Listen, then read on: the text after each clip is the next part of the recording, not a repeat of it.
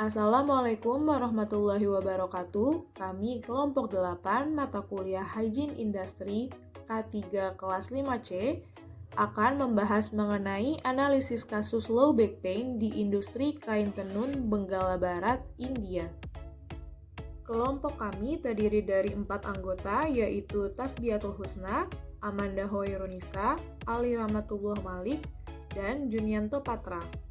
Masuk ke dalam pembahasan yang pertama yaitu mengenai narasi kasus. Handloom atau tenun tangan adalah salah satu industri tertua di India, khususnya di Benggala Barat, di mana sejumlah besar orang perdesaan terlibat dalam menenun. Rata-rata penenun memiliki status sosial ekonomi rendah dan banyak penenun yang tidak memiliki alat tenun sendiri sehingga mereka bekerja pada penenun yang memiliki alat tenun. Gaji yang tidak memadai dan kurangnya peralatan mengakibatkan penenun harus bekerja berjam-jam untuk memenuhi kebutuhan dasar makanan dan biaya hidup lainnya. Berdasarkan penelitian yang dilakukan kepada penenun dengan jumlah sampel sebanyak 175 orang, sebanyak 68% penenun mengalami low back pain dengan rata-rata masa kerja selama 16 tahun dan jam kerja selama 10 jam per hari setiap harinya tanpa hari libur atau sekitar 70 jam per minggu. Analisis mengungkapkan bahwa bagian tubuh yang paling terpengaruh adalah sakit punggung bawah atau low back pain sebesar 68%, diikuti dengan sakit lengan sebesar 49,7%, sakit punggung atas sebesar 44%, sakit lutut 38%, sakit bahu sebesar 39,4%, sakit pergelangan tangan dan leher sebesar 35,4%. Pembahasan selanjutnya mengenai implementasi antisipasi, rekognisi, evaluasi, dan pengendalian. Tahap yang pertama yaitu adalah tahap antisipasi. Proses menenun terdiri dari 4 tahap, yaitu yang pertama adalah tahap awal atau proses penyortiran material yang akan digunakan. Yang kedua adalah tahap pra-menenun, yaitu proses perebusan material dengan asam asetat dan pewarna, dan dilanjuti ke tahap pengeringan. Yang ketiga adalah tahap menenun. Dan yang terakhir adalah tahap pasca menenun, yaitu memperbaiki tepi kain, embossing, pencucian, dan lain-lain. Jam kerja yang panjang dan aktivitas berat penenun menyebabkan penenun beresiko tinggi menderita work-related musculoskeletal disorder, terutama low back pain atau nyeri punggung bawah. Berdasarkan postur tubuh saat bekerja, penenun menggunakan alat tenun yang dioperasikan dengan tangan yang mengharuskan penenun untuk duduk di alat tenun dan mengoperasikan pedal kaki yang menggantung di bawah. Tindakan ini membutuhkan gerakan berulang dari tungkai atas dan bawah untuk mengoperasikan pedal dengan tangan terangkat dari tubuh.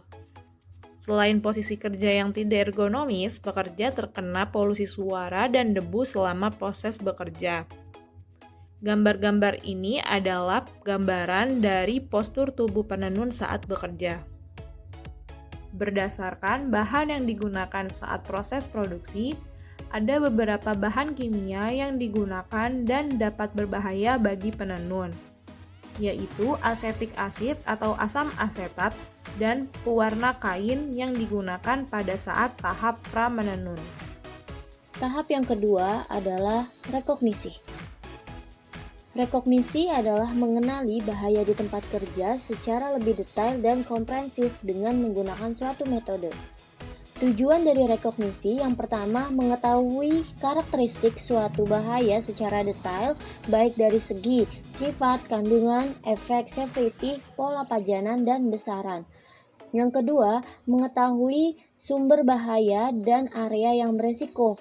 Dan yang ketiga, mengetahui pekerja yang berisiko.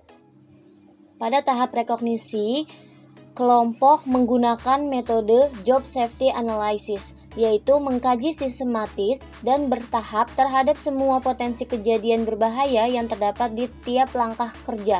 untuk dapat menentukan berbagai tindakan pengendalian yang dibutuhkan untuk mencegah atau mengurangi dampak dari kejadian berbahaya tersebut selama proses persiapan dan pelaksanaan suatu pekerjaan.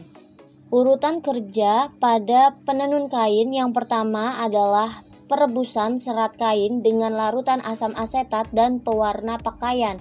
Potensi bahayanya yaitu infeksi saluran pernafasan, iritasi kulit, mata, dan pernafasan, serta dapat terpercik larutan dan pewarna yang digunakan pada saat perebusan. Pengendalian yang dapat dilakukan yaitu dapat mengganti pewarna pakaian itu dengan menggunakan pewarna alami, dan yang kedua, pekerja itu dapat menggunakan APD seperti sarung tangan, kacamata, dan APD lainnya.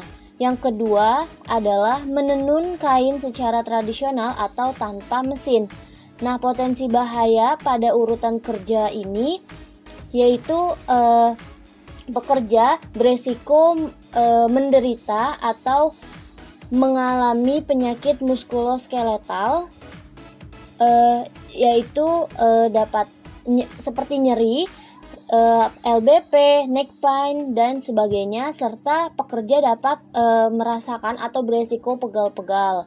Nah, pengendaliannya yaitu dapat mendesain kursi dan alat yang sesuai dengan pekerja, kemudian menyesuaikan waktu kerja berdasarkan regulasi yang ada, dan memberikan waktu istirahat yang cukup pada pekerja. Urutan kerja yang ketiga adalah melakukan clipping benang, embossing kain, dan memperbaiki tepi kain. Potensi bahaya yang ada yaitu nyeri dan pegal-pegal, pendengaran terganggu, sesak nafas, dan iritasi pernafasan. Pengendalian yang dapat dilakukan yaitu mendesain kursi dan alat yang sesuai dengan pekerja. Pekerja dapat menggunakan APD seperti earplug, earmuff, dan masker. Kemudian, urutan kerja yang keempat adalah pencucian kimia atau kain tenun yang sudah jadi, itu dicuci terlebih dahulu dengan tujuan menghilangkan bahan-bahan kimia yang menyerap pada kain tenun tersebut. Potensi bahaya yang ada yaitu iritasi kulit, mata, dan lain-lain, kemudian terpercik larutan dan pewarna pada tubuh pekerja.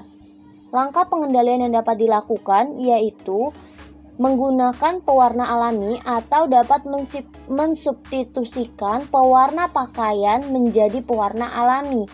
Kemudian pekerja dapat menggunakan APD seperti sarung tangan, masker, dan kacamata. Selanjutnya saya akan menjelaskan mengenai tahap evaluasi. Evaluasi merupakan salah satu lingkup dalam hygiene industri yang berfungsi untuk mengambil keputusan yang hasilnya adalah laporan tingkat bahaya atau hazard dalam industri. Selanjutnya adalah melakukan sampling dan pengukuran bahaya di tempat kerja dengan metode yang spesifik, dan melakukan evaluasi serta analisis risiko terhadap berbagai macam bahaya yang terdapat pada tempat kerja dengan menggunakan standar dan kriteria tertentu. Selanjutnya adalah tujuan evaluasi. Yang pertama adalah mengetahui tingkat risiko, yang kedua mengetahui kondisi pada pekerja, yang ketiga memenuhi peraturan atau aspek legal, yang keempat mengevaluasi program pengendalian yang sudah dilaksanakan, yang kelima memastikan apakah suatu area aman untuk dimasuki oleh pekerja, dan yang terakhir adalah mengetahui jenis dan besaran bahaya yang spesifik. Selanjutnya, evaluasi pada tempat kerja yang ada adalah yang pertama, memperhatikan mengenai jam kerja para pekerja tenun. Yang kedua adalah menyediakan kursi yang sesuai dengan posisi kerja penenun. Yang ketiga adalah adanya waktu istirahat guna memberikan tubuh pekerja beristirahat setelah melakukan gerakan berulang. Yang terakhir adalah perlu diberi pengetahuan mengenai bahaya di tempat kerja, terkhususnya mengenai ergonomi pada tempat kerja tersebut. Selanjutnya ada tahap pengendalian. Pengendalian yang dapat dilakukan yang pertama ada administratif control, yakni membuat jam kerja yang sesuai, membuat jam istirahat bagi pekerja, melakukan sistem shift kerja, dan membuat pelatihan terkait olahraga dan peregangan selama istirahat kerja. Yang kedua ada engineering control, yaitu membuat atau membeli kursi yang proper untuk penenun dan membuat tempat kerja yang nyaman dan aman. Sekian dari kelompok kami, kurang lebihnya mohon maaf. Wassalamualaikum warahmatullahi wabarakatuh.